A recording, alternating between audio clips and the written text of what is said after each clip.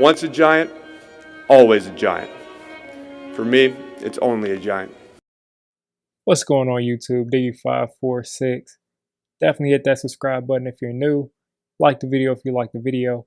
And I won't tell if you click that bell.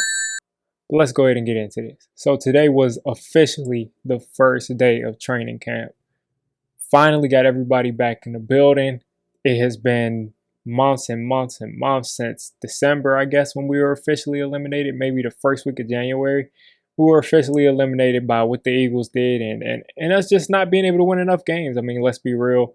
But we were trending in the right direction. We were trending up. I was loving the way that the team was playing down the stretch. Now, we had a couple of bad losses. We had Bradbury out at the end of the season.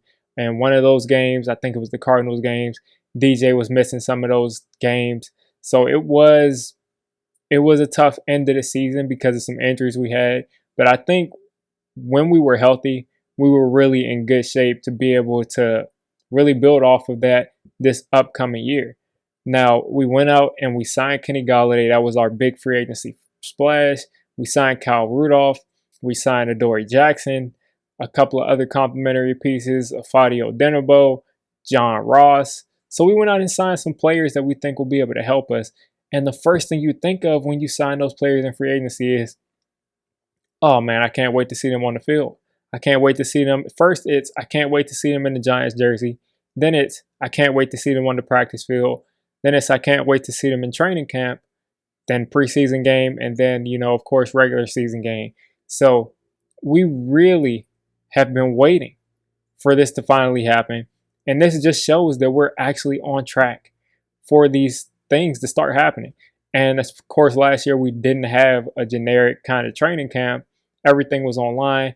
Everything was kind of expedited. And now this is the first year and is in the last 2 years of any normalcy. So we finally get to see this. OTAs were kind of abbreviated and not everybody really went because it was kind of an optional thing. But everybody's in the building today. They're doing their physicals. And I want to start this off too by saying this. In Joe Judge's interview today, he confirmed that the guy that all of you said was just being careless and he doesn't know what he wants to do and he's a rapper and he's this and he's that and he just doesn't care. He's just getting COVID because apparently it's his fault that he caught it when he had to catch the plane to get to New Jersey. But listen, all these people saying these things about Kadarius Toney, he's already off of the list. So guess how many practices on field he missed? 0.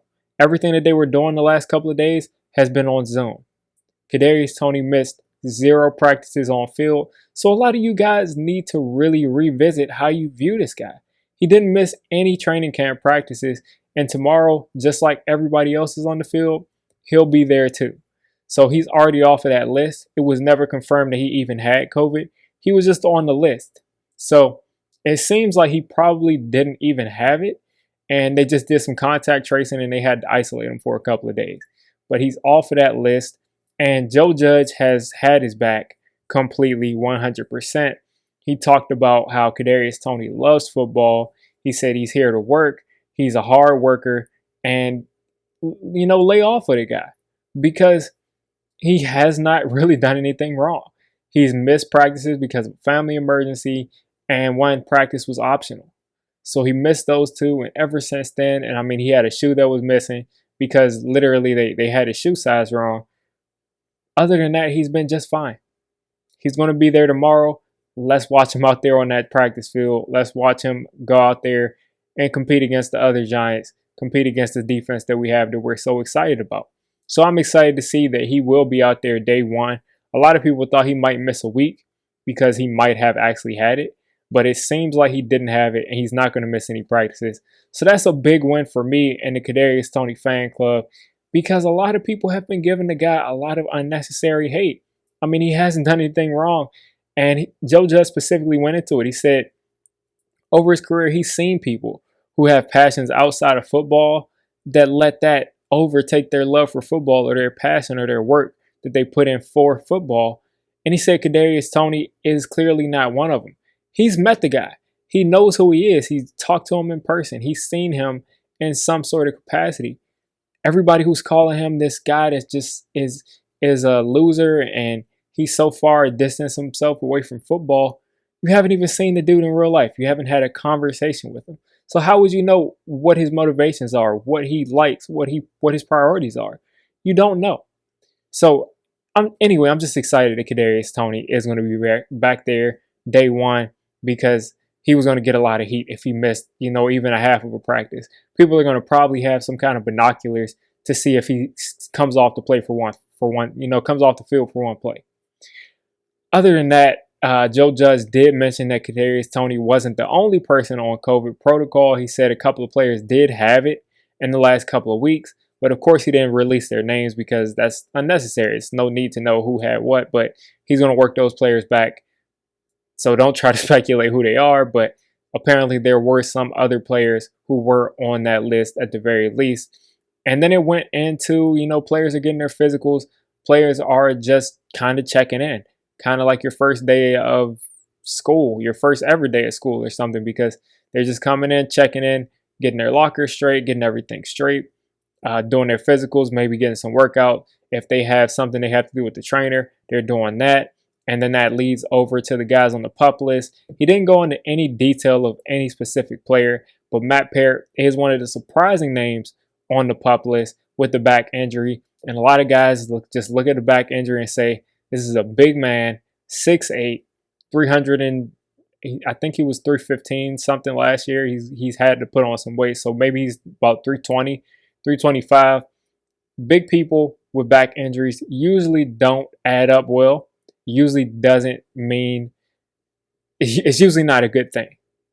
But we don't know the severity of the back injury. We don't know where it is. We don't know anything. It could literally be back cramps. It could be he pulled a muscle in his back doing something the other day and he just can't go full tilt, because Joe Judge said anybody that can't go 100% in practice and training camp day one, they're on the PUP list. So it could be very minor. It could be major. We don't know, and that's the beauty of Joe Judge. He's not going to let us know because, frankly, it's none of our business, and it's only going to give other teams a competitive advantage if they know everything about our team. So Matt Parrott is going to be worked in. I don't know what pace he's going to be worked in, but at least for the first day of practice, he probably won't be out there.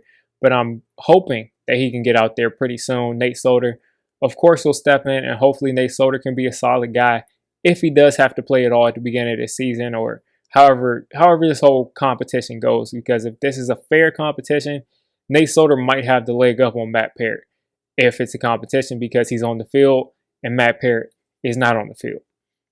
Moving on to another guy who's had a long history of injuries, Sam Beal. He was asked about Sam Beal and the fact that he opted out, the fact that he's only played 6 games in his 3 years here since we used that 3rd round pick in the supplemental draft on him. He's only played 6 games. So he's been pretty much a non-factor. He was a guy that I really, really liked in college, and I thought he'd have a lot of potential in the NFL. He still might, but at this point, he's on the outside looking in. No one knows what he can do. He's been pretty much out of football for 4 years because we haven't seen him. We haven't seen him. He hasn't played football consistently in almost 4 years. So that's not been good for him, and he's just fighting to make a roster spot. On top of that, Sam Beal has a gun charge. That's not good. So he's kind of on the outside looking in. It's going to be really hard for him to get a roster spot. He's going to have to beat out guys like Isaac Yadam, who, although he wasn't the best second corner last year, he's a tremendous 4th or 5th corner that we'll have. He's also going to have to deal with other guys like Kadarius Williams, the rookie corner, who's not really a young guy. He might be the same age as Sam Beal because Kadarius came out a couple of years late. But either way, Sam Beal has got to find a way to get on the field and make some plays happen and make them happen fast, because he's facing an uphill battle. And it's really sad. So those were what I really took away from the Joe Judge presser. Nothing much. It's the first day. No one has stepped on the practice field yet, but we can smell it. I can smell the training camp grass. This first week, they're going to have practice, pretty much normal practice. I think they'll move up the shells maybe on Friday. And then on Monday, you got full padded practice. That is what we've been waiting for so long. We're going to see guys like Kenny Golladay tomorrow. We're going to see Kadarius Toney tomorrow. Hopefully none of these people are limited, but we won't see Saquon 100% because he's working his way back. But pretty much all of the new additions we made, besides a Kyle Rudolph, we should see out there tomorrow. I'll be here to cover it. I'm going to be covering training camp as much as I can. We got some more player interviews coming out later today. If anything notable comes out from those, I'll get a video up about that. But other than that, you guys have a great day, and I can't wait for training camp tomorrow. Actual practice tomorrow. If you made it this deep into the video, come on, just hit the subscribe button. I make Giants content primarily, draft content secondarily, and during the season, I'm going to be doing a lot of reacting to pretty much most of the NFL games and everything NFL. So if you made it this deep, go ahead and join the D6 squad.